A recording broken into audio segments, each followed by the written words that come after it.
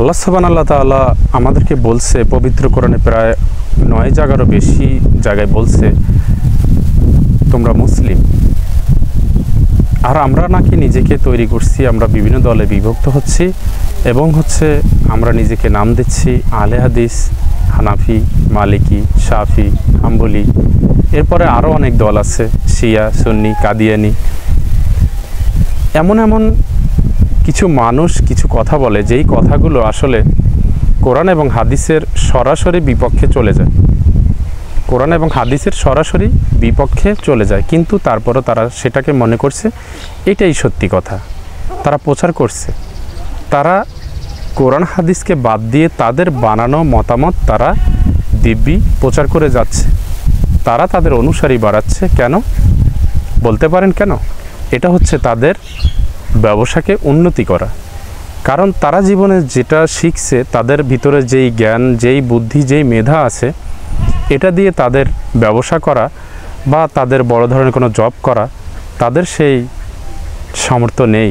না থাকার কারণে ধর্মকে ব্যবহার করে তারা ব্যবসা করছে। এই ব্যবসা করে তারা রীতিমতো উন্নতি করতে পারতেছে। অনেকেই কোরআন এবং হাদিসের রেফারেন্স দিয়ে বলে যে যারা এরকম কোরআন এবং হাদিসের মিথ্যা কথা বলে যারা ইনকাম করে বা যারা মানুষের ক্ষতি করে বা ধর্মের নামে জালিয়াতি করে বিভিন্নভাবে মানুষ অর্থ উপার্জন করে, তারপরে সেটা থাকবে না, এই কথার সাথে আমি পরিপূর্ণভাবে একমত নই।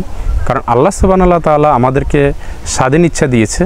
আমরা এই পৃথিবীতে যেটাই করি না কেন, আল্লাহ আমাদেরকে শাস্তি এই পৃথিবীতে দিতে পারেন, আবার নাও দিতে পারেন। তবে আখিরাতে চূড়ান্ত, যদি আমি খারাপ কাজ করে যদি মারা যাই, তাহলে আখিরাতে শেষ বিচারের দিন আমাকে অবশ্যই শাস্তি দিবেন। আর যদি আমি ভালো কাজ করে যদি এই পৃথিবী থেকে যেতে পারি, তাহলে আল্লাহ সুবহানাহু ওয়া তাআলা অবশ্যই আল্লাহ বলেছেন জান্নাত দিবেন।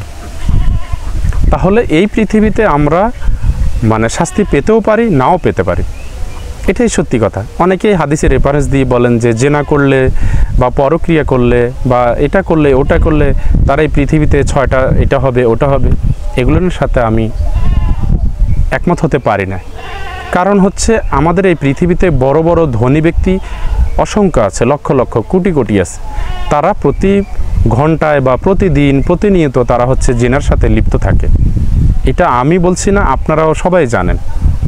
কারণ এই পৃথিবীতে অনেক অর্থবিত্তশালীরা আছে যারা প্রতিদিনেই তারা পরক্রিয়া বা জেনা বা অন্য নরনারী নিয়ে তারা বিভিন্ন অপকর্মের সাথে লিপ্ত থাকে। কই, তাদের তো কোনো সমস্যা হচ্ছে না। এখানে আল্লাহ সুবহানাহু ওয়া তাআলা যেটা বলছেন বা হাদিস আমাদেরকে যেটা বলছে, সেটা পরকালে আমাদের চূড়ান্ত ফাইনাল বিচার হবে বা চূড়ান্ত বিচার হবে পরকালে। এই পৃথিবীতে হতেও পারে, আবার নাও হতে পারে। এটা নিয়ে আমাদের জোর করার কোনো কিছু নেই। হতে পারে কারো ক্ষতি হতে পারে, আবার কারো নাও হতে পারে। সে এই সব কিছু রেখে সে কোনো মানসম্মান হানি না হয়ে সে এই পৃথিবী থেকে চলে যেতে পারে। তবে চূড়ান্ত বিচার রোজ কিয়ামতের দিন তাকে অবশ্যই এই জেনার শাস্তি আল্লাহ সুবহানাহু ওয়া তাআলা দিবেন। যদি এই জেনার শাস্তি কোরআনে আল্লাহ সুবহানাহু ওয়া তাআলা লিখে দিয়েছেন যে জেনা করলে তার এই ধরনের শাস্তি, বিবাহিতরা জেনা করলে এই শাস্তি, অবিবাহিতরা করলে এই শাস্তি, এরকম অনেক ধরনের শাস্তির কথা বলা আছে। এইটা ইসলামিক রাষ্ট্র যখন হবে তখন এই শাস্তিগুলো কার্যকর হবে। এছাড়া এটা কার্যকর যেখানে ইসলামিক রাষ্ট্র না, সেখানে এগুলো কার্যকর হচ্ছে না, এটাই স্বাভাবিক।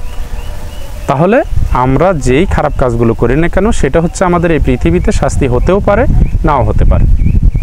এটা কোথাও নেই যে তার এটা হবেই, কিন্তু রোজ কিয়ামতের দিন হবে, এটা ফাইনাল। এখানে আমাদের কোনো কেউ ঠেকাতে পারবে না, এখানে হবেই। এটা আল্লাহ নিজ হাতে বিচার করবেন, আল্লাহ নিজে এর সব কিছু দায়িত্ব নিয়েছেন। আর এই পৃথিবীতে আল্লাহ আমাদেরকে স্বাধীন ইচ্ছা দিয়েছেন, তোমরা যা খুশি তাই করে আসো। তোমাদেরকে মস্তিষ্ক দেওয়া হয়েছে, তোমাদেরকে জ্ঞান দেওয়া হয়েছে, বুদ্ধি দেওয়া হয়েছে, তোমাদেরকে অনেক কিছু দেওয়া হয়েছে। তোমরা এটাকে কাজে লাগাও। যদি ভালো কাজ করো জান্নাতে যাবে, আর যদি খারাপ কাজ করো অবশ্যই তোমরা জাহান্নামে যাবে।